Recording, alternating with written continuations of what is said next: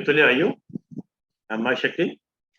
आज साझा चिंतन का हमारा क्रमांक है 508 और आज हमारे बीच में आदरणीय केसी कौशिक साहब जो एडवोकेट सुप्रीम कोर्ट हैं। आपके पुत्र राहुल कौशिक वो आजकल सुप्रीम कोर्ट में सेक्रेटरी हैं, ऑनरी सेक्रेटरी हैं। और आज आपका जो विषय है वो है एचईएफ, आयकर आयोजन में एचईएफ की अहम भूमिका, important role of HEF in income tax planning. इससे पूर्व भी कौशिक साहब ने विल पे लिया था, 3 पार्ट लिए थे। उसके बाद आपने कंज्यूमर प्रोटेक्शन एक्ट आम व्यक्ति की निगाह से जाने कैसा है, इससे जुड़ी समस्या निवारण लिया, 3 पार्ट में लिया था। और आज का जो विषय है वो बड़ा इम्पोर्टेंट है। अगर देखा जाए तो इनकम टैक्स में 2 चीजें बड़ी इम्पोर्टेंट हैं, एक ट्रस्ट और एक एचईएफ।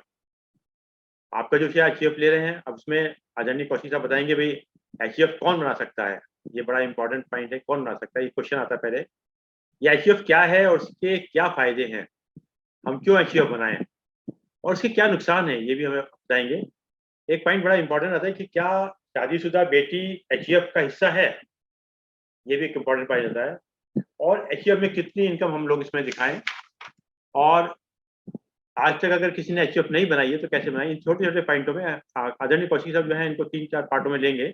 आज जनरल डिस्कशन रहेगा। अब मैं ज्यादा टाइम ना लेते हुए आदरणीय कौशिक साहब को मानते हैं। आदरणीय कौशिक साहब। हाँ, प्रणाम सबको। हम लोग का जो उद्देश्य है बेसिकली वो ये है कि लोगों में जागरूकता लाना।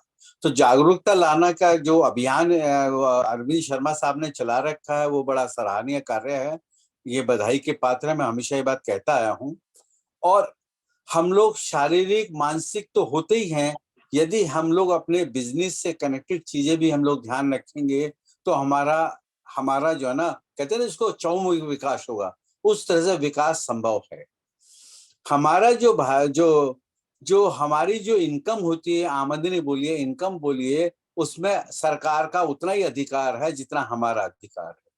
और इसीलिए जो इनकम टैक्स एक्ट 1961 बना हुआ है, जो 1960 जो इनकम टैक्स एक्ट का 1961 बना है, इसके मातहत जो सेक्शन 2 धारा 231 है, उसमें एचयूएफ का भी प्रोविजन दिया हुआ है। उनका कहना ये है कि आप इंडिविजुअल भी हो सकते हैं, आप एचयूएफ भी हो सकते हैं, आप ट्रस्ट भी हो सकते हैं, आप कंपनी भी हो सकते हैं। तो उन्होंने डिफरेंट कैटेगरी दी है, जो कैटेगरी दी है उसमें एक कैटेगरी है एचयूएफ।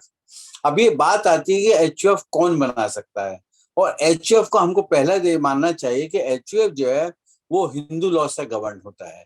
इसमें जो हिंदू हैं, जो आपके सिख हैं, जो जैनी हैं, वो सब हिंदू लॉ के मातहत आते हैं। तो इसीलिए आप यदि हिंदू माइथोलॉजी में हैं, जैन कम्युनिटी में हैं, आप सिख समुदाय में हैं, तो आप एचयूएफ बना सकते हैं। अब ये बड़ी भ्रांति रहती है कि एचयूएफ आखिर बनती कैसे है। एचयूएफ का जो बेसिक कंसेप्ट है वो ये है, जिस दिन आपकी शादी हो जाती है तो आप और आपकी पत्नी दोनों एचयूएफ का पार्ट हो जाते हैं।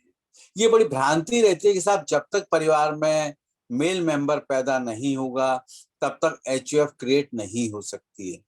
मैं क्रिएशन पे बाद में आऊंगा, पहले इस बात पे आएंगे। एचयूएफ जो है ना, जिस दिन आपकी शादी हो जाती है उस दिन आप और वाइफ दोनों एचयूएफ का हिस्सा बन जाते हैं। और जिस दिन आपका लड़का पैदा हो जाता है तो उस टाइम उसमें एडिशन हो जाता है। अब ये बात आती है, ये भ्रांति हमेशा रहती है कि जो परिवार में लड़कियां हैं वो भी एचयूएफ का हिस्सा बनेंगी या नहीं बनेंगी। इसमें 2000 जो हिंदू सक्सेशन एक्ट है उसमें 2005 से पहले स्थिति डिफरेंट थी। उस टाइम ये पोजीशन थी कि यदि कोई लड़की उसकी शादी हो जाती है तो शादी होने के बाद वो एचयूएफ का हिस्सा नहीं रहती है।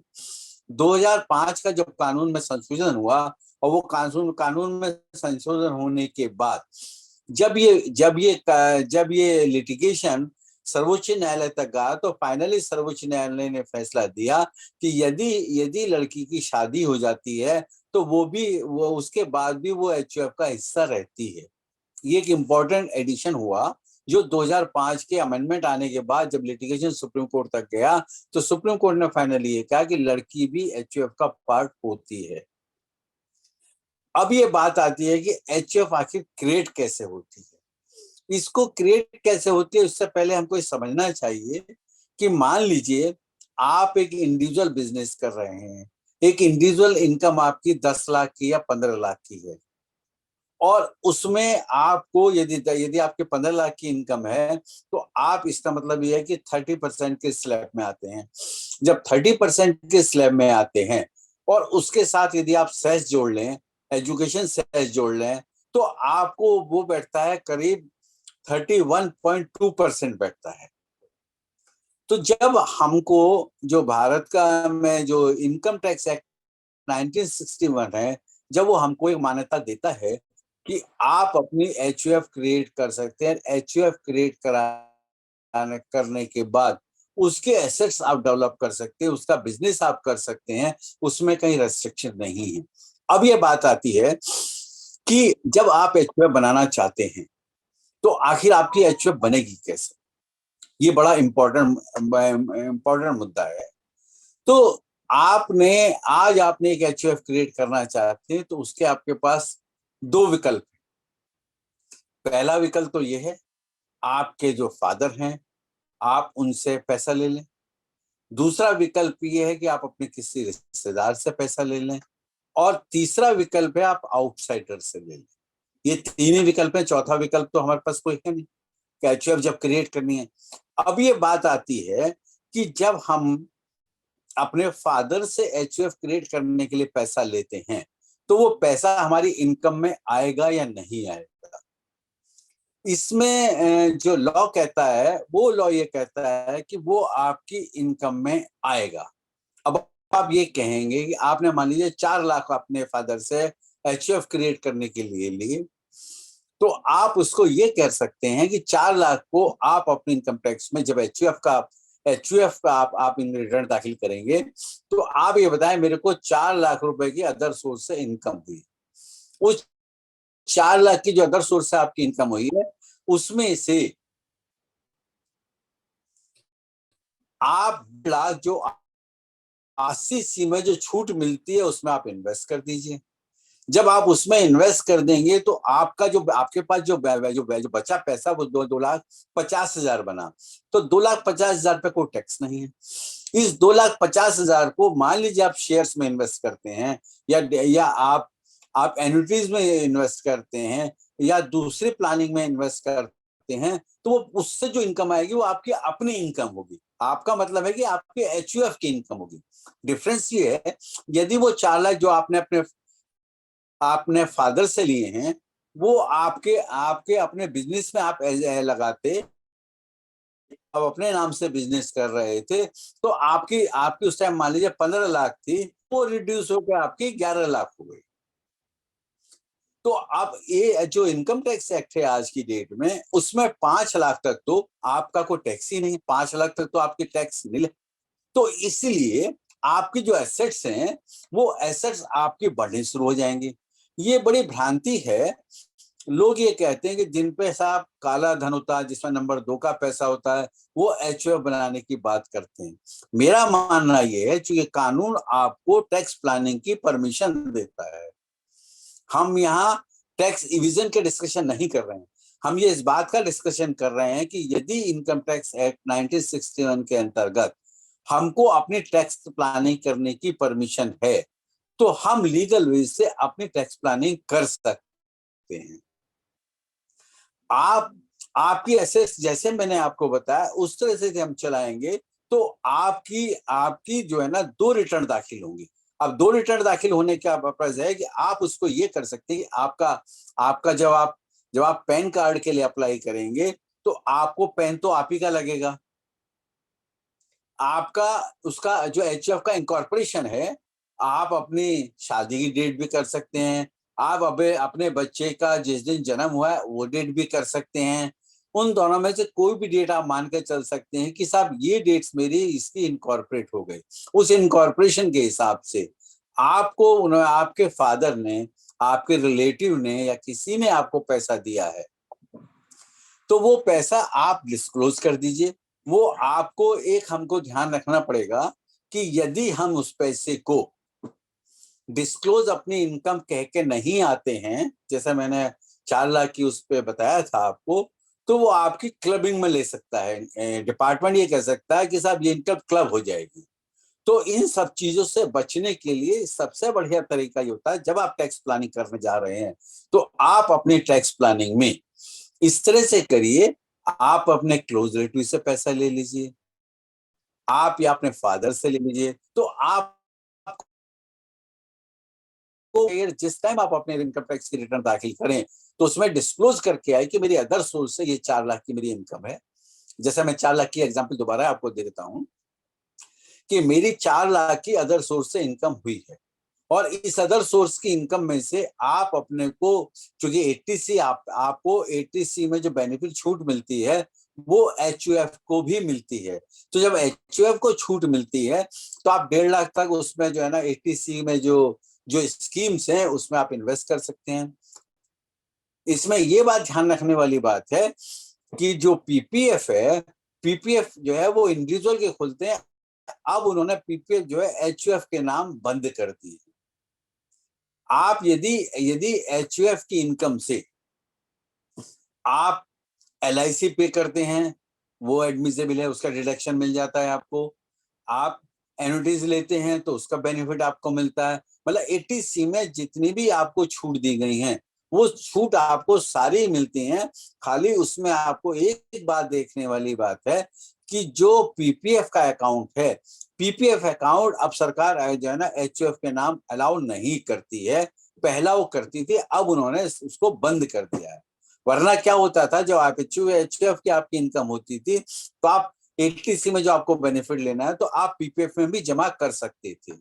अब वो सुविधा हमको उपलब्ध नहीं। जहां तक आपको अब क्रिएशन का तो ये सवाल है, जैसा मैंने आपको बताया कि यदि आपकी शादी जैसी हो जाती है तो आपकी HUF बन जाती है। अब ये बन जाती है तो आपको किसी ना किसी से पैसे लेने होंगे। अब आपको ध्यान रखना है, मान लीजिए आप जो है ना, जैसे एक एग्जांपल हमने दिया कि आप अपने फादर से पैसा ले रहे हैं या अपने अपने किसी और क्लोज रिलेटिव से ले रहे हैं, तो वो जो पैसा आता है वो उसमें आपको इनकम टैक्स डिपार्टमेंट क्लबिंग में परेशान कर सकता है। अब बात आती है कि यदि आप किसी ब्लड रिलेशन से या रिश्तेदार से पैसा नहीं लेते हैं और आप पैसा किसी आउटसाइडर से लेते हैं, तो HUF क्रिएट करने के आउटसाइडर से लेने में कोई दिक्कत नहीं है। लेकिन उसमें आपको एक दिक्कत का सामना करना पड़ेगा, जो जो धारा 56(2) है उसमें 50,000 से ज्यादा आप किसी से लेते हैं विदाउट एनी कंसिडरेशन, तो वो आपको वहां दिक्कत करेगा। इसीलिए सबसे बेस्ट तो इसमें यही होता है कि आप पैसा जो है अपने फादर से लें, और फादर से जो आप पैसा ले रहे हैं उस पैसे को आप या उस पैसे से अपनी HUF क्रिएट कर लें और उस पैसे को आप बैंक में जमा कर दें। आप बैंक में अकाउंट खोलने के लिए आप अपना पैन नंबर दे दें। अब उसमें बात यह आएगी कि आपकी ये जो है पैन के बेसिस पे आप अप्लाई कर सकते हैं। जब आप अप्लाई करने जाएंगे तो आपको अपना पैन नंबर देना पड़ा, लेकिन आपको बताना होगा कि हम HUF को ये क्रिएट किया, HUF के लिए हम ये करने जा रहे हैं। अब इसमें बात यह है कि जब आप बैंक में जाते हैं तो आपको बैंक में अकाउंट्स खोलने के बाद टाइम पे आपको एक डिक्लेरेशन देना होगा कि साहब ये मेरा HUF है, इस HUF में के मेरे इतने मेंबर्स हैं, उन मेंबर्स की आपको डिटेल देनी पड़ेगी। उसमें माइनर भी आपका उसका मेंबर हो सकता है, और उसमें से आपको डिस्क्लोज करना पड़ेगा कि आप जितने भी मेंबर्स हैं उनमें से माइनर को छोड़ के किसी भी एक व्यक्ति को आप ऑथराइज सिग्नेटरी बना सकते हैं। इसमें एक भ्रांति और रहती है कि साहब जो महिलाएं हैं वो सिग्नेटरी हो सकती हैं नहीं हो सकती हैं। कानून आपको मान्यता देता है कि आपने अपना एक डिक्लेरेशन दे दिया है। डिक्लेरेशन में नॉर्मली जो पुराना कंसेप्ट था, जो रूढ़िवादी कंसेप्ट था, उसमें ये था जो परिवार का मुखिया होता था वही करता होता था। वही सब क्या नाम सब चीजों का संचालन करता था। लेकिन जिस तरह से अब कानून डेवलप हो रहा है उस हिसाब से आपने जो एचयूएफ बनाई है, आप अपनी पत्नी को भी ऑथराइज सिग्नेटरी बना सकते हैं, आपका बेटा यदि बालिग है तो उसको भी ऑथराइज सिग्नेटरी बना सकते हैं, आपकी बेटी बालिग है तो उसको भी ऑथराइज सिग्नेटरी बना सकते हैं, आप खुद तो बन ही सकते हैं, आपको खुद बनने से तो कोई रोक नहीं सकता। तो मेरा ऐसा मानना है कि ये बिल्कुल भ्रांति है लोगों के दिमाग में कि एचयूएफ सिर्फ वो बनाना पसंद करते हैं, वो बनाते हैं जिनको अपना काला धन सफेद करना है। हमारा जो आज आज ये डिस्कशन है, हम उससे हमको कोई लेना देना नहीं है कौन कौन काला धन कमाता है कौन नहीं कमाता है। हमारा जो उद्देश्य है वो एक जागरूकता देनी है पब्लिक में कि जब आपको इनकम टैक्स 1961 एक टैक्स प्लानिंग की सुविधा देता है तो आपको टैक्स प्लानिंग का बेनिफिट लेना चाहिए। और उसको लेने के लिए मैंने जैसा आपको बताया कि आपको वहां से स्टार्ट करना होगा कि पहले आपको जैसे ही आपकी शादी हो जाती है तो आपका वो बेसिक हर्डिल है वो पूरी हो जाती है कि साहब एचयूएफ आपकी बन गई। अब ये एचयूएफ तो आपके बनने के लिए आप एंटाइटल हो गए। अब इस एचयूएफ को आगे हम लीगल खाका कैसे दें? तो लीगल खाका ऐसा ही है कि हम लोग को जो एक पैसा लेना चाहिए अपने क्लोज रिलेटिव से लेना चाहिए और उसको हमको अदर इनकम में डिस्क्लोज करके उस पैसे को हमको बैंक में जमा करना चाहिए। और जो आप बैंक में पैसा जमा करते हैं, आपको बैंक में जब आप अकाउंट खोलने जाते हैं, चाहे सेविंग बैंक अकाउंट खोलें चाहे आप करंट अकाउंट खोलें, तो बैंक मैनेजर आपसे डिक्लेरेशन मांगेगा। उस डिक्लेरेशन में आप डिस्क्लोज करके आइए कि साहब मेरी जो एचयूएफ है, इस एचयूएफ के ये लोग मेंबर हैं और इन मेंबर्स में से इनको इस पर्टिकुलर व्यक्ति को हमने ऑथराइज सिग्नेटरी बनाया है, ये हमारे एचयूएफ के बिहाफ पे सारे बैंक से लेन देन करेगा। फिर बात आती है उसी बेसिस पे आप इनकम टैक्स डिपार्टमेंट में पैन के लिए अप्लाई कर दीजिए। जब आप पैन के लिए अप्लाई करेंगे तो आपको ध्यान रखना चाहिए जो भी आपके एचयूएफ का नाम बनाया है उस एचयूएफ के नाम को लिखते हुए, डेट ऑफ इनकॉर्पोरेशन लिखते हुए, उसमें आप अपना आधार लगाते हुए ऑथराइज सिग्नेटरी करता जिस जिस फॉर्म में भी आप चाहते हैं आप अप्लाई कर दीजिए। यदि आप पहले दिन से ये चाहते हैं कि साहब आप करता ना रह के आपका मान लीजिए बालिग बेटा है वो करता रहे, या आप ये चाहते हैं कि आपकी पत्नी करता रहे ऑथराइज सिग्नेटरी रहे, तो आप पहले दिन से वो भी डिस्क्लोज कर सकते हैं। इनकम टैक्स एक्ट में ये कहीं बार नहीं है कि कर्ता जो है या ऑथराइज सिग्नेटरी सिर्फ परिवार का मुखिया ही होगा। ये जो भ्रांति है उसको हमको अपने माइंड से निकाल देना चाहिए। अब आप बात आती है कि एचयूएफ में किस तरह की एसेट्स आ सकती हैं। तो एसेट्स तो बेसिकली ये बात है कि आप जब क्या नाम है आपको एचयूएफ में किसी भी बिजनेस से इनकम हो रही है तो इनकम के बेसिस पे आपके एसेट्स बढ़ेंगे। जब आपकी एचयूएफ में इनकम ही नहीं तो आपके एसेट्स कैसे बढ़ेंगे? मान लीजिए आप आज किसी किसी की एजेंसी एचयूएफ के नाम में लेते हैं तो आप उस एजेंसी को लेके आप उसका बिजनेस कर सकते हैं। उसमें बिजनेस करने में आपको कहीं बार नहीं है। यदि आपके पास एचयूएफ में फंड्स हैं तो आप उन फंड्स को आप इन्वेस्ट कर सकते हैं, आप उसको शेयर में इन्वेस्ट कर सकते हैं, आप उसकी एफडी बना सकते हैं, आप उसके म्यूचुअल फंड ले सकते हैं। और जहां तक इस बात का सवाल है आपको आपको इमूवेबल प्रॉपर्टी भी खरीदने में कहीं उसमें एचयूएफ में बार नहीं है। यदि आपके पास फंड्स हैं तो आप इमूवेबल प्रॉपर्टी भी खरीद सकते हैं, मूवेबल की तो आप बात ही छोड़ दीजिए। तो कहने का मेरा मतलब ये है कि एचयूएफ जो है एक इनकम टैक्स प्लानिंग में यदि हम जाते हैं तो हमको HUF planning income tax planning में एचयूएफ का एक विशेष दर्जा है। उस दर्जे का उस टैक्स प्लानिंग का हमको बेनिफिट उठाना चाहिए।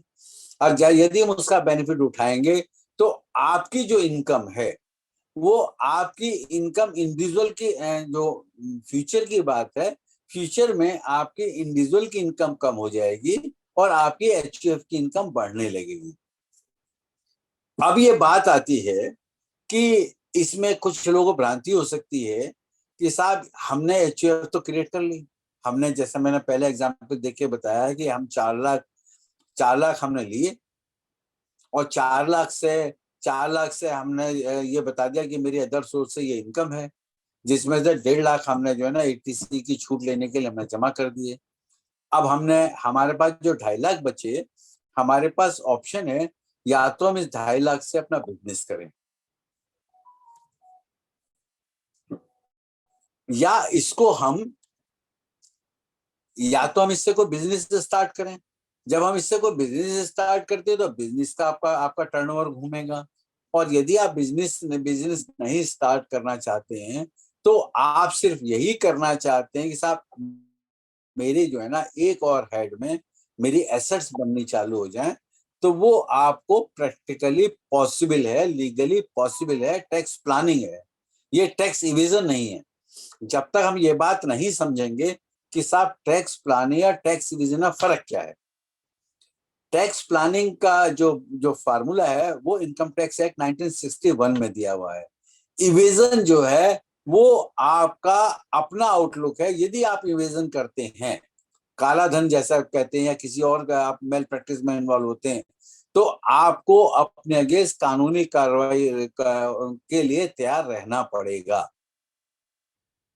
इनकम टैक्स एक्ट जो है, ये जो इनकम टैक्स एक्ट 1961 बना है, या इनकम टैक्स जो पुराने बने हैं, इसमें बेसिक जो कंसेप्ट है कि जो वेलफेयर स्टेट्स हैं, वेलफेयर स्टेट्स में जो आपकी आमदनी होती है, उस आमदनी में सरकार की भागीदारी है।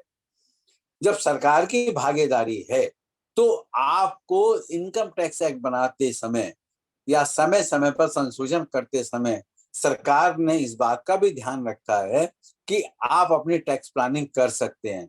जब आप टैक्स प्लानिंग कर सकते हैं, तो आपको कोई टैक्स प्लानिंग करने से रोक नहीं सकता।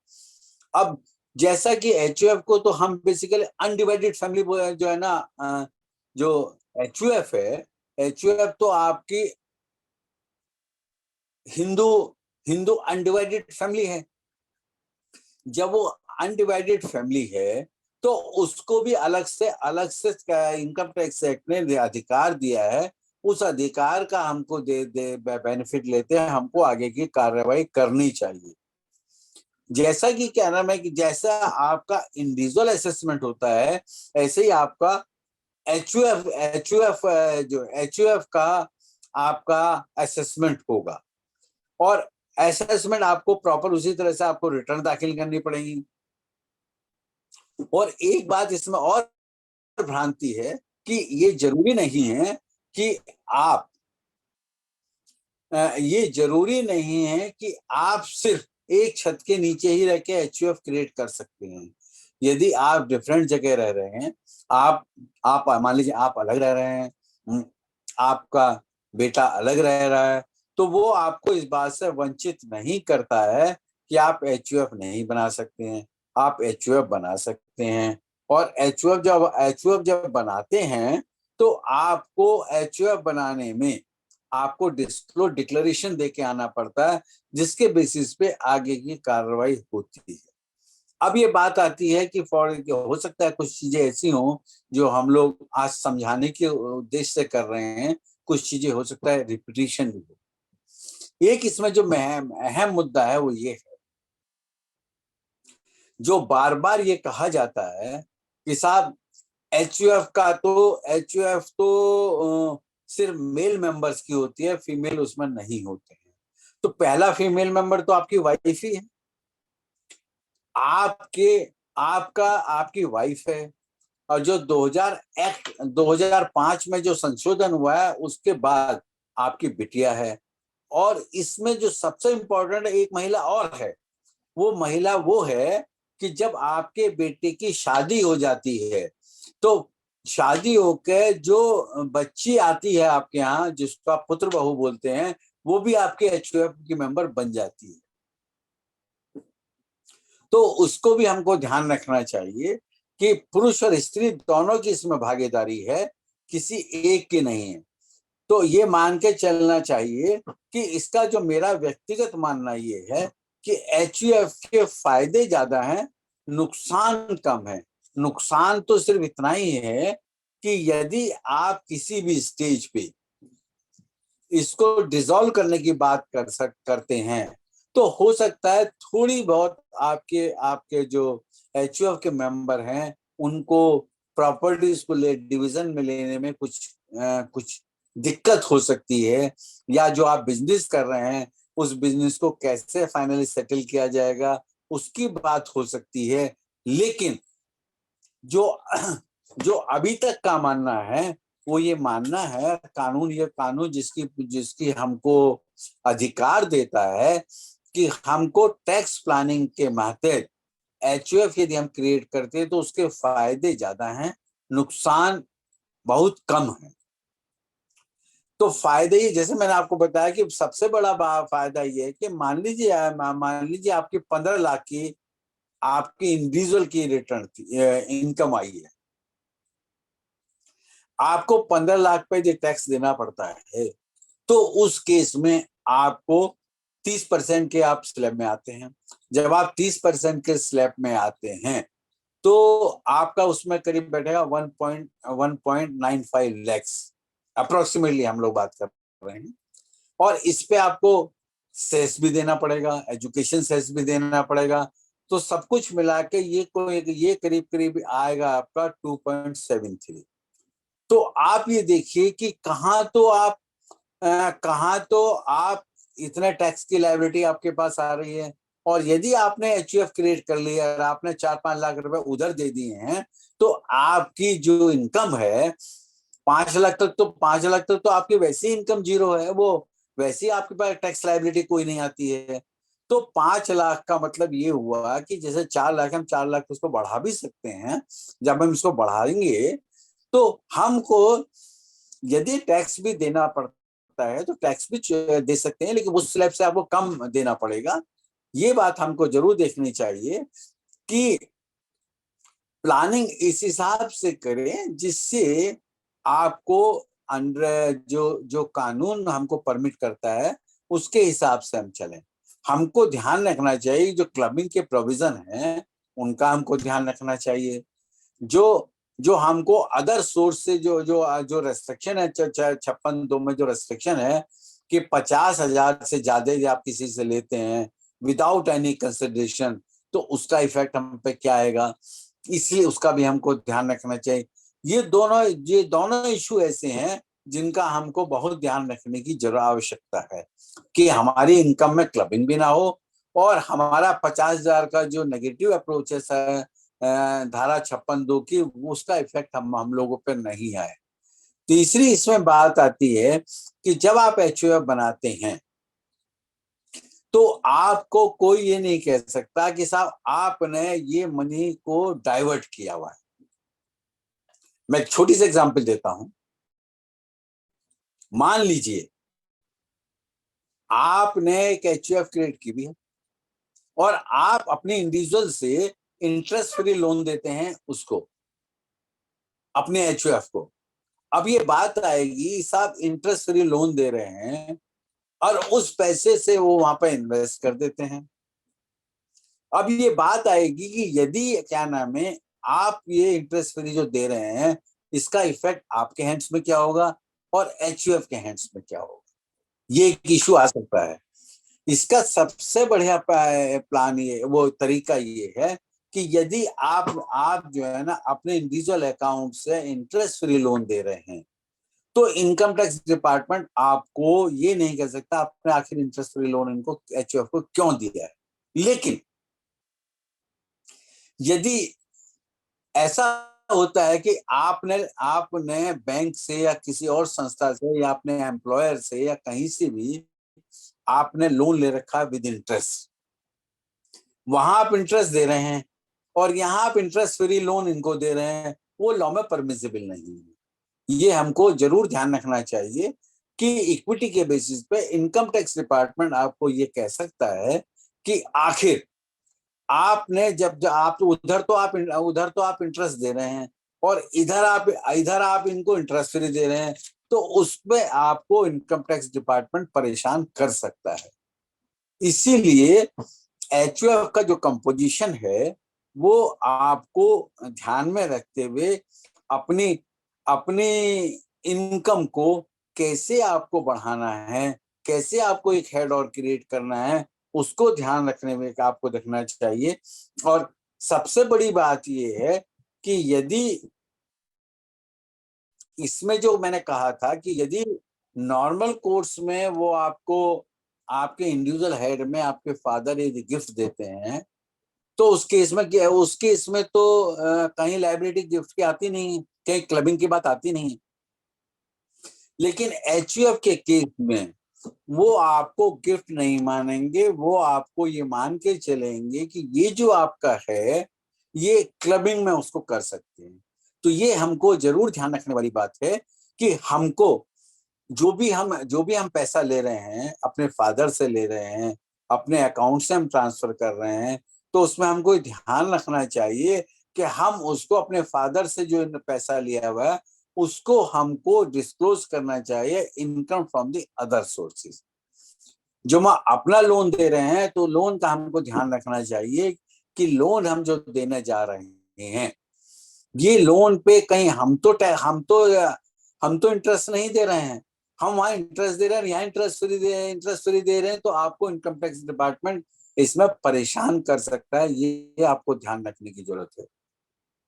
ऐसा ही मैंने आपको बताया कि यदि आपको गिफ्ट ले रहे हैं तो गिफ्ट में आपको ये देना पड़ेगा।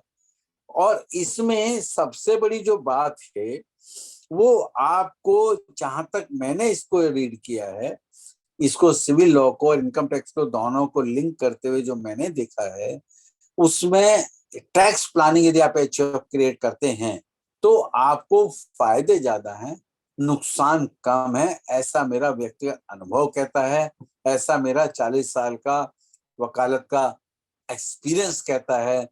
और लकीली हम लोग सिविल लॉ भी डील करते हैं, हम इनकम टैक्स लॉ भी डील करते हैं, हम क्रिमिनल लॉ भी डील करते हैं। इसीलिए मैंने अरविंद जी से कहा था कि अभी तक हम लोग जो है ना अपने को अपलिफ्टमेंट की तो बात करते ही आ रहे हैं, लेकिन इस बार हमको कोशिश ये करनी चाहिए कि जो हम अपने जीवोपार्जन के लिए हम अपने बढ़ा सकते हैं तो उसको हम टैक्स प्लानिंग कैसे कर सकते हैं, इस टॉपिक को यदि रखेंगे तो अच्छा होगा। इसी वजह से मैंने अपनी तरफ से ये टॉपिक रखा है। और एचयूएफ का मैंने आपको क्रिएशन बता दिया, एचयूएफ कैसे चलाएंगे ये बता दिया। और सबसे बड़ी बात ये है कि ये सब बातें हम लोग देखेंगे तो आपको फायदा ज्यादा है, नुकसान कम है। आज मैं सिर्फ इतना ही बताना चाहूंगा और अरविंद जी को ये रिक्वेस्ट करूंगा कि जो हमारे श्रोता हमारी बात को सुन रहे हैं वो यदि उनके जितना हम लोगों ने आज डिस्कस किया है उस डिस्कशन में उनको कोई सवाल हैं तो पहले उनके सवालों का जवाब दें तो ज्यादा अच्छा होगा, बजाय इसके कि एचयूएफ के बारे में आगे बात करें। सबसे इंपॉर्टेंट तो इश्यू यही है ना कि पहले तो एचयूएफ होती क्या है, दूसरा ये क्रिएट कैसी होती है, तीसरा ये ऑपरेट कैसे होती है, चौथा इसमें ये कि इसमें आपको फंड्स कहाँ से आएंगे। ये बेसिक मुद्दे हैं। जब हम बेसिक मुद्दे समझ लेंगे तो इसको आगे ऑपरेट करने में हमको कहीं दिक्कत नहीं आएगी। इसमें आपको पैन के लिए अप्लाई करना है उसमें आपको अपना आधार लगाना होगा, लेकिन उसमें डिस्क्लोज ये करना होगा जो भी आपके एचयूएफ का नाम है उसका नाम डिस्क्लोज करना होगा, उसका एड्रेस डिस्क्लोज करना होगा, और उसमें आपको अपना आधार एज ए ऑथराइज सिग्नेटरी आप लगाएंगे या कर्ता लगाएंगे या मैनेजर लगाएंगे, ये आपको उसमें डिस्क्लोज करके आना चाहिए। और उसमें दूसरी बात ये है कि मान लीजिए आप आज आपने अपने एचयूएफ क्रिएट कर लिया, आज आपने ये डिसीजन लिया कि साहब अभी कर्ता मैं रहूंगा, ऑथराइज सिग्नेटरी मैं रहूंगा, और कल मीन्स मतलब नेक्स्ट असेसमेंट ईयर में या उससे असेसमेंट ईयर में आप ये मानते हैं साहब मैं नहीं होकर मेरी वाइफ होनी चाहिए या मेरा बेटा होना चाहिए, तो उस केस में आप जो है इनकम टैक्स की वेबसाइट पर जाके आप ऑथराइज सिग्नेटरी की डिटेल चेंज कर सकते हैं। उसमें क्या होता है कि जिस टाइम आप इनकम टैक्स की रिटर्न एचयूएफ की दाखिल करते हैं तो वो ऑथराइज सिग्नेटरी की कैपेसिटी पूछता है कि आप उसमें जो साइन कर रहे हैं, जो पैन नंबर उसका लगता है, पहला पैन तो लगेगा आपके एचयूएफ का, दूसरा पैन उसमें जो डिटेल आएगी वो आएगी उस व्यक्ति की जो ऑथराइज सिग्नेटरी है, जो जो उसको वेरीफाई करेगा। वो वेरीफाई कर रहा है तो एज ए कर्ता कर रहा है, एज ए ऑथराइज सिग्नेटरी कर रहा है, तो आप उसको सब्सिक्वेंट स्टेज पे चाहें तो उसको आप चेंज भी कर सकते हैं। अरविंद जी। जी सर। हाँ, अब मेरे ख्याल से हम लोगों ने प्रिलिमिनरी बात कर ली है, तो जरा श्रोताओं के भी कुछ प्रश्न हो तो पहले उस पर ज्यादा जोर। बिल्कुल बिल्कुल ठीक है। तो बहुत सुंदर तरीके से आज आपने आयकर आयोजन में एचईएफ की भूमिका पे करा, और अब मैं सभी को अनम्यूट कर देता हूँ, और फिर बाद में हमारे अगर नैब साहब अपना वीडियो खोल लें तो फिर बाद में दो सब धन्यवाद के बोल देंगे अपना। जी जी जी तो बड़े सुंदर तरीके से मैं भी अनम्यूट करता हूँ, ठीक है सर? जी। ये मैंने अनम्यूट कर दिया है, आप पूछ सकते हैं। ये जो आपने कौशिक साहब अपने साउंड खोल लीजिएगा, आपकी साउंड बंद है कौशिक साहब। आपने जो अभी हाँ बताया था ना कि ये जो अपना इनकम टैक्स में एग्जेम्पशन 5 लाख का है, वो 5 लाख में टैक्स रिबेट है सर वो, क्योंकि बेसिक एग्जेम्पशन तो 2.5 लाख 3 लाख की रहेगी ना सर, क्योंकि नहीं अगर नहीं नहीं, मैं उसको दोबारा रिपीट कर देता हूँ। मेरा कहने का मतलब ये था कि यदि क्या नाम है, जो आप रिबेट लेने के बाद 5 लाख तो 5 लाख तक तो आपकी जो है ना, जो टैक्स है वो जीरो है ना। हम्म 5 से ऊपर जाके स्लैब बढ़ता है ना आपका। नहीं नहीं, 5 लाख आपका तक नहीं। मेरा कहना इसमें ये था सर कि जी। एग्जेम्पशन जो है वो सीनियर सिटीजन के लिए 3 लाख, और वैसे हम्म, 8 लाख रुपए है, वो सॉरी 2.5 लाख रुपए है। परंतु अगर जी। किसी की 5,01,000 हो गई तो फिर वो टैक्स रिबेट 87A का खत्म हो जाएगा, फिर इसको पूरा टैक्स मैं मैं आपकी बात से बिल्कुल सहमत हूँ। मैंने जो आपको 4 लाख का जो एग्जाम्पल दिया था, वो एग्जाम्पल मैंने दिया ही इसलिए था, मैं उसको दोबारा रिपीट कर देता हूँ कि आपने 4 लाख अपने फादर से लिए एचयूएफ क्रिएट करने के लिए, और उस 4 लाख में से आपने 1.5 लाख आपने एटीसी में इन्वेस्ट कर दिए, तो आपकी जो नेट इनकम आई वो 2.5 लाख आ गई ना, तो उस पर तो जीरो टैक्स आएगा ना आपका। जी जी जी सर। चलिए मैं सर, उस एंगल से। जी सर, कोई किसी का प्रश्न पूछ सकते हैं? सर ये कि आप जैसे आप बार बार उसी पे कह रहे हैं किसी से पैसे लेके ही एचयूएफ शुरू कर सकता है, मैं अपने अकाउंट से पैसे देके एचयूएफ शुरू नहीं कर सकता? आपके आपके अकाउंट से तो परमिसिबल ही नहीं है। आप हैं एचयूएफ जो है हिंदू अनडिवाइडेड फैमिली है, तो जब हिंदू अनडिवाइडेड फैमिली का अकाउंट तो आपने अपने अकाउंट से खोल के तो आप एचयूएफ का खाता नहीं खोल सकते ना। पहले पैसा आपको अपने फादर से, आपके क्लोज रिलेटिव से, किसी से आपको लेना पड़ेगा, तभी आपकी एचयूएफ क्रिएट होगी। आपको एचयूएफ का पूरा मतलब समझना चाहिए ना, हिंदू अनडिवाइडेड फैमिली। नहीं, तो वो तो पता है, बिल्कुल बिल्कुल पता है उसका तो। थोड़ा bear with me, Hindu undivided family खुद अपना पैसा थोड़ी कह कि मैंने एचयूएफ क्रिएट कर दिया। एचयूएफ क्रिएट करने के लिए तो आपको पैसा कोई और देगा ना आपको। आप जो पैसा देंगे आप अपने बेटे की एचयूएफ बना के लिए पैसा दे सकते हैं, लेकिन आपको अपनी एचयूएफ क्रिएट करने के लिए अपने फादर से या क्लोज रिलेटिव से लेना पड़ेगा। अच्छा, आप खुद जी। इसमें कर्ता भी एक होता है ना? करता तो हमेशा एक ही होता है, आप खुद हो सकते हैं, आप अपने वाइफ को बना सकते हैं। कर्ता की डेथ के बाद कर्ता कौन बनता है, वही नॉमिनेट करना पड़ता है? कोई जरूरी नहीं है, वो तो क्या नाम है, जो जो जिसकी एक की डेथ होगी बाकी आपस में फैसला कर सकते हैं। एचयूएफ के लिए भी तो विल होनी होती है, जैसे इंडिविजुअल विल होती है, एचयूएफ के लिए में क्या कोई विल होती है? देखिए विल एक डिफरेंट कंसेप्ट है। विल का एचयूएफ से कोई लेना देना नहीं। ये जो एचयूएफ है ये डिक्लेरेशन है, ये इनकम टैक्स एक्ट आपको मान्यता देता है कि आप एक अलग एंटिटी बन जाते हैं एज ए एचयूएफ। तो आपको एचयूएफ क्रिएट करने के लिए आपको आपके फादर, आपकी मदर, आपके चाचा, आपके ताऊ, आपके भाई, कोई भी इनिशियल पैसा आपको दे सकता है। बाहर से पैसा आए तभी एचयूएफ शुरू होता है। ओके। हाँ, आप खुद नहीं कर सकते, वो लॉ परमिट नहीं करता है अपने अकाउंट से। सर इसको एक एग्जाम्पल देके समझ सकते हैं हम लोग। जैसे कि एक्स और वाई है, एक्स हस्बैंड है, वाई उसकी वाइफ है, और ए भी उसके बच्चे हैं, हम्म, और फॉर एग्जाम्पल जेड लगा लो, वो फादर है, एक ही इनकम 20 लाख रुपए आ रही है, जी, और जो जेड जो उसके फादर हैं उसकी सपोज करो उसको रेंटल प्रॉपर्टी आ रही है, इनकम आ रही है 10 लाख की आ रही है सपोज, आफ्टर सम टाइम कोई डेथ हो जाती है फादर की, बट नेचुरली वो सन के पास पैसा आ जाएगा, इनकम आ जाएगी।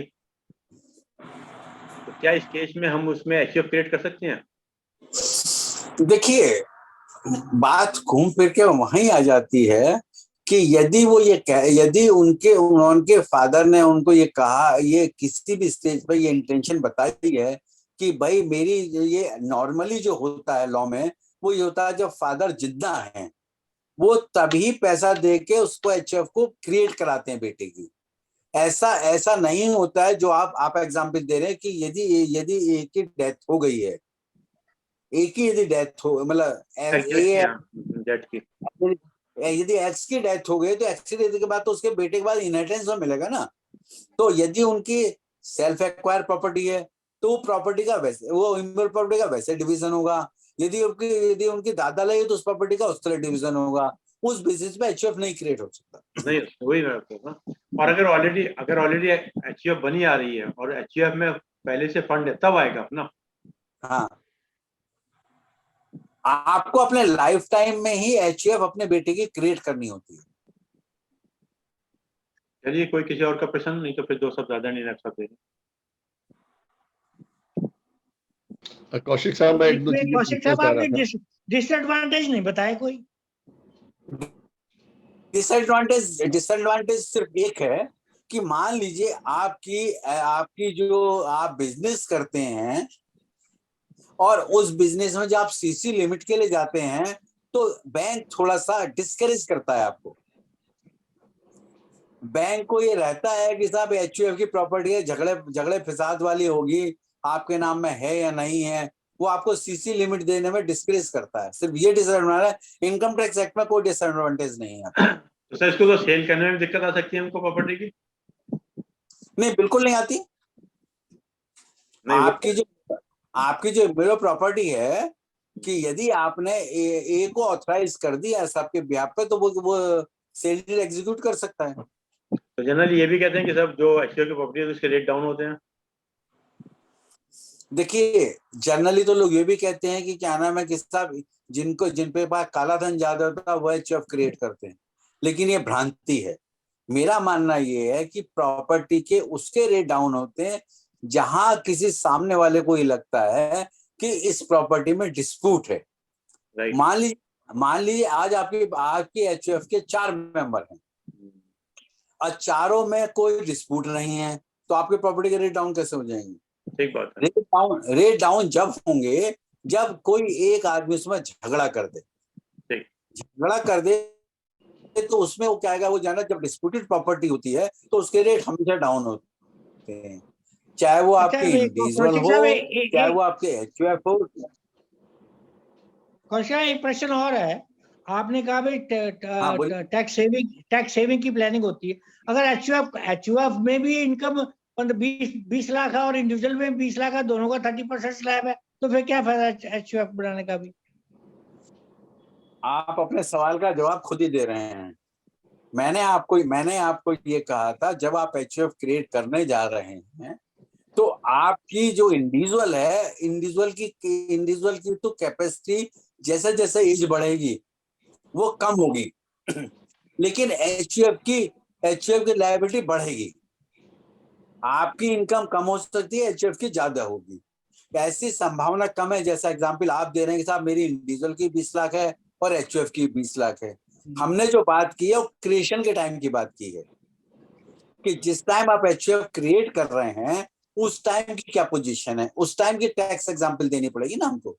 कल को मान लीजिए आप हीरो होंडा की एजेंसी लेते हैं या आप जो है ना किसी कार की एजेंसी लेते हैं और एचयूएफ के नाम में आप लेते हैं तो उसकी नेचुरल रिटर्न ज्यादा आएगी आपको। इंडिविजुअल आप चाहे प्रोफेशनल हैं चाहे आप जो है चाहे आप नौकरी करते हैं, नौकरी पेशा आदमी हैं, आपकी इनके इंडिविजुअल की रिटर्न इनकम कम होगी। यदि बिजनेस आप करते हैं, अच्छा बिजनेस करते हैं, तो उसकी इनकम ज्यादा होगी। तो आपके एग्जाम्पल यहाँ सही नहीं बैठ रही जो आप कह रहे हैं। ये बैठती बिल्कुल। आजकल तो नौकरी में भी इनकम है, नए नए वालों की भी 30-30 लाख इनकम है, फ्रेशर भी की भी, और बिजनेस तो नॉर्मली से 10-20 लाख रुपए को अगर आदमी का कमाई है तो दोनों तकरीबन आजकल तो बराबर ही है। आप अभी तक आप मुद्दे से भटक रहे हैं। मैं मुद्दे पर दोबारा आता हूँ। मुद्दा बेसिकली हम लोग जो डिस्कस कर रहे हैं वो ये डिस्कस कर रहे हैं, जिस टाइम आप एचयूएफ क्रिएट कर रहे हैं उस टाइम की क्या पोजीशन है। अब कल को आपका बिजनेस एचयूएफ का ही बढ़ रहा है, इंडिविजुअल का ही बढ़ रहा है, तो उसमें तो कोई मदद नहीं कर सकता ना आपको। आप उसमें तो सिर्फ इतना ही कर सकते हैं कि यदि आपको लॉ परमिट करता है, जैसे आप इंटरेस्ट फ्री लोन देते हैं मान लीजिए इंडिविजुअल से, और आपको एचयूएफ का बिजनेस बढ़ाना है तो आप वहां फंड से ले जाइए, वहां आपको इंटरेस्ट फ्री लोन से वहां का बिजनेस आप बढ़ाइए। लेकिन उसमें राइटर एक ही है कि यदि आपने इंडिविजुअल में कहीं से लोन ले रखा है उस पर आप इंटरेस्ट दे वो बताया आप। जी जी। चलिए तो आगे आप next। जी कौशिक साहब एक चीज पूछनी थी मेरे को। जी बताइए। एक तो ये था कि जैसे आपने कहा ना एचईएफ क्रिएट करना है, इनफैक्ट एचईएफ तो उसी टाइम हम लोग create, suppose we are born, we are already born in HEF जो हमारे पेरेंट्स की चल रही है, तो we already member of the HEF, number 1। Number 2, जैसे हमारी शादी होती है एक दूसरी एचईएफ अपने आप ही क्रिएट हो जाती है, दैट बिकम्स इनटू एग्जिस्टेंस। उसकी खाली वेल्थ क्रिएट की जाती है बाय गिविंग अमाउंट और गिफ्ट वगैरह जो भी दे, नंबर 1।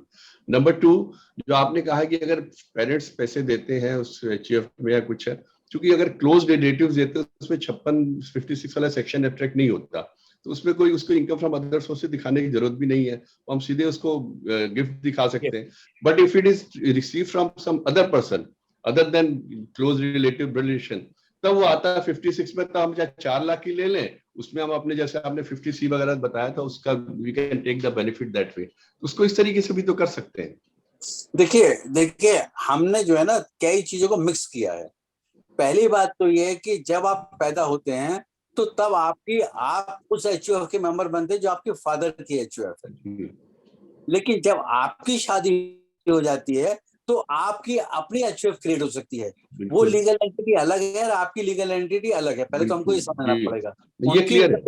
आपके फादर की इनकम टैक्स रिटर्न अलग से फाइल होगी, आपकी इनकम टैक्स रिटर्न अलग से फाइल होगी, दोनों सेपरेट एंटिटी हैं। अब दूसरी बात ये आती है कि मैंने 2 सेक्शन का आपको हवाला दिया था। एक सेक्शन का हवाला दिया 64 है क्लबिंग में ये बात आता है, यदि आप उसको गिफ्ट कह के आ रहे हैं, आप उसको अदर सोर्स से इनकम नहीं कह के आ रहे हैं, तो वो आपकी इनकम में क्लब करेगा, एचयूएफ में नहीं करेगा। वो आईटीओ आपको आर्म ट्विस्टिंग करेगा कि साहब ये तो आपकी इनकम, आपका पैसा था, आपने जो गिफ्ट दिया है ये दिया है, लेकिन क्लब वो आपकी इनकम में उसकी इनकम को क्लब करने की कोशिश करेगा। इसलिए मैंने आपको शॉर्टकट उसका ये बताया था कि आप उनसे जो पैसा अपने फादर से लेते हैं उसको अदर सोर्स से इनकम मानते हुए उसको आप ट्रीट करिए अपनी रिटर्न में। ये फर्क है। गिफ्ट में तो खैर नहीं होता कि क्लब करें, आईटीओ नहीं करते हैं, क्योंकि गिफ्ट एक बार दे दिया, एक वो इरिवोकेबल गिफ्ट होती है, उसका तो फिर it can not come back, तो उसमें तो ऐसा नहीं होता। खैर हो सकता है सर, आप था आदमी आपके तो और छोटी। अब आप तो इन्होंने बताया आज अरविंद जी ने कि अब तो सर ये सीरीज चलेगी, अब हम लोग आपसे क्वेश्चन आंसर पूछते रहेंगे। अच्छा, वो 56(2) की जो आप बात कर रहे हैं, 56(2) में की जो कंडीशन है वो कंडीशन है यदि आप क्लोज रिलेटिव से ना लेके किसी और से ले रहे हैं तो वहां पे ये 50,000 की सीलिंग है। यदि 50,000 है ना बहुत आप लेते हैं और विदाउट कंसिडरेशन लेते हो तो वहां आपको इफेक्ट करेगा। हाँ, तो वहां पर हम लोग तो वहां 2.5 लाख तक की वैसे एग्जाम्प्ट है, 1.5 लाख हम अपना एटीसी में कर देंगे, that can be done in that way sir. यही मैंने आपको बताया था, जब क्रिएट करनी तो टू स्टार्ट विद दैट। जी तो मेरा ये मतलब कि अपने आप क्रिएट तो उसी टाइम हो जाती है जब शादी होती है, उसका वेल्थ क्रिएट करने के लिए हम लोग चेक देते हैं या पैसा देते हैं। एक टेक्निकल टर्म समझना चाह रहे थे हम खाली। वो डेट वही रहेगी ना सर जब शादी हो जाएगी? हाँ वो तो डेट तो वही रहेगी, क्रिएटेड दैट डे। उसका वो भी मिलता है, पैन कार्ड अलग से मिलता है, उसका आधार अलग से होता है सर। इसको आपको इस तरह से समझना चाहिए कि जिस टाइम आपकी शादी हो गई उस टाइम आपकी एचयूएफ क्रिएट हो गई, लेकिन ऑपरेशन में तो जब ही आएगी जब आप आपको कहीं से फंड्स आएंगे। बस बस बस यदि क्लियर हो गया आपको सर, फंड्स नहीं एग्जैक्टली क्लियर हो गया, यही मैं पूछना चाह रहा था और कि जब वो क्रिएट तो अपने आप आप नहीं बैंक जैसे अकाउंट शादी हुई, खोलेंगे HUF के लेकिन नाम पे ऑपरेशन तब या शुरू उसकी होगा। वेल्थ क्रिएशन तब होती है जब हम उसमें पैसे जमा करते हैं, वही हम चीजें कह रहे थे। Bank account Exactly. खोलेंगे, आप बैंक थोड़ा अकाउंट कह रहे खोलेंगे। था क्रिएट तब होगी जब पैसे देंगे, तो वो थोड़ा सा। अच्छा, एक तीसरी चीज और समझना चाह रहा था कि आपने बताया जी कि anything can be the authorised signature, वो तो किसी को भी कर सकते हैं अगर करता है, अगर सपोज जो मेन पर्सन है इज किसी तरीके से physically is in not possible for him to go to the bank और साइन करना, तो किसको भी कर सकते हैं। करता तो वही रहता ना जो कि मेन आदमी है, ये वो दूसरे नहीं, लोग they can be authorised signatory और दे बिकम द कर्ता आल्सो। आपको आपको मैं दोबारा इसको for the sake of clarity दोबारा बता देता हूँ। अभी तक का जो कंसेप्ट था वो ये था कि नॉर्मली जो हेड ऑफ द फैमिली होता था वो करता होता था किसी भी HUF का। ये फंडा बड़ा क्लियर है। जी लेकिन जब से 2005 का अमेंडमेंट आया है जिसमें उन्होंने लेडीज को भी राइट दिया है, तो कर्ता आप चाहें तो अपनी वाइफ को भी बना सकते हैं, अपनी बेटी को भी बना सकते हैं। मैंने आपको ये कहा था कर्ता को जरूरी नहीं आप खुद ही रहें, कर्ता आप अपने अपने जो HUF के मेंबर हैं उनमें से किसी को भी आप कर्ता बना सकते हैं। उसमें ऑथराइज्ड सिग्नेचरी भी और कर्ता दोनों हम लोग बना सकते हैं, बस यही बना चीज सकते हैं। क्लैरिफाई है। जी हाँ, जी, क्योंकि इसमें होता थोड़ा क्या कंफ्यूजन है, जिससे आप बता रहे थे ना, उसमें हाँ, ऑथराइज्ड सिग्नेचरी और कर्ता में थोड़ा कंफ्यूजन हो रहा था मेरे को। बीच में उसमें हमारी लाइट भी चली गई थी, कुछ सुन भी नहीं पाया था। उसमें होता क्या है कि जब आप HUF की रिटर्न दाखिल करते हैं जी तो आपको जब अपनी रिटर्न वेरीफाई करनी होती है उस टाइम पे आपको ये डिस्क्लोज करना होता है कि आपका पैन नंबर भी जाएगा उस टाइम।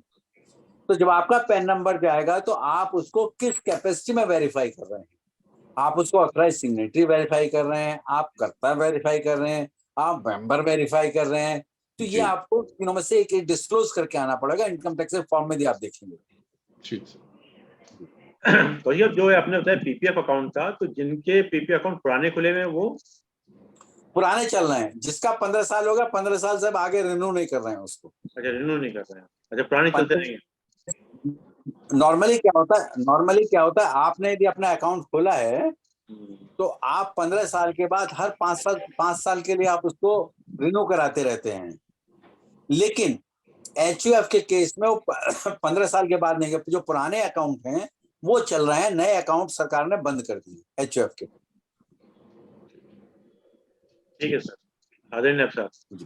सर आपका बहुत बहुत धन्यवाद कौशिक साहब, आज आप आए और आपने ये बहुत ही ऐसा विषय है HUF का और ट्रस्ट का जो आपने शुरुआत में बताया, बहुत कंफ्यूजिंग है क्योंकि बीच में तो लोगों ने टैक्स प्लानिंग के नाम पे टैक्स अवेयरनेस और इसके नाम पे टैक्स इवेजन खूब किया।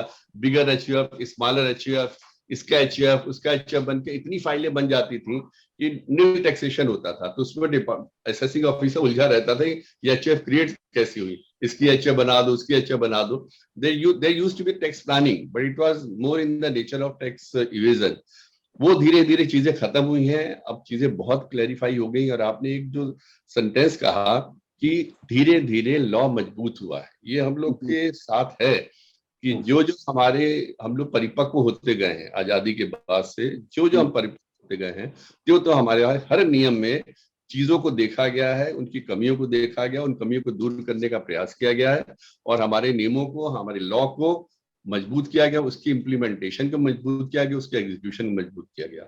आज आपने HUF का एक कहना चाहिए इंट्रोडक्टरी चैप्टर दिया और ये इतना हम लोग के लिए बेनिफिशियल था कि डाउट्स भी हुए और आपने बाद में बहुत सहजता के साथ, बहुत कहना चाहिए कि धैर्य के साथ हम लोग के डाउट्स को इतने प्यार से, इतने आराम से आपने सबके क्लैरिफाई किया। आपका बहुत बहुत धन्यवाद।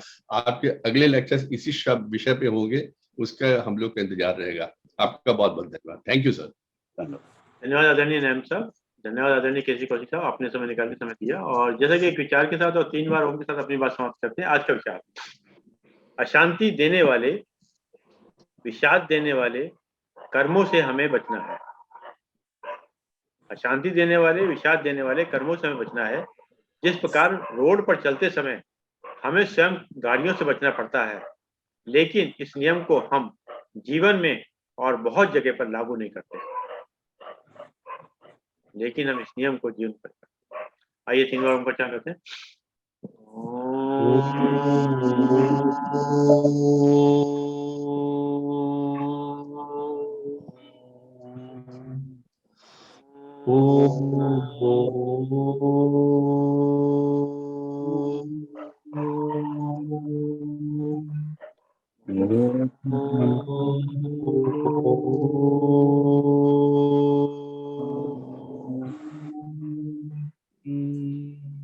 शांति शांति शांति। सभी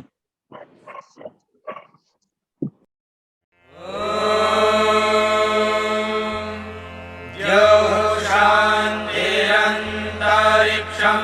शान्तिः पृथिवी शान्तिरापः शान्तिरोषधयः शान्तिः वनस्पतयः शान्तिर्विश्वे देवाः शान्तिर्ब्रह्म शान्तिः सर्वं शान्तिः शान्तिरेव शान्तिः।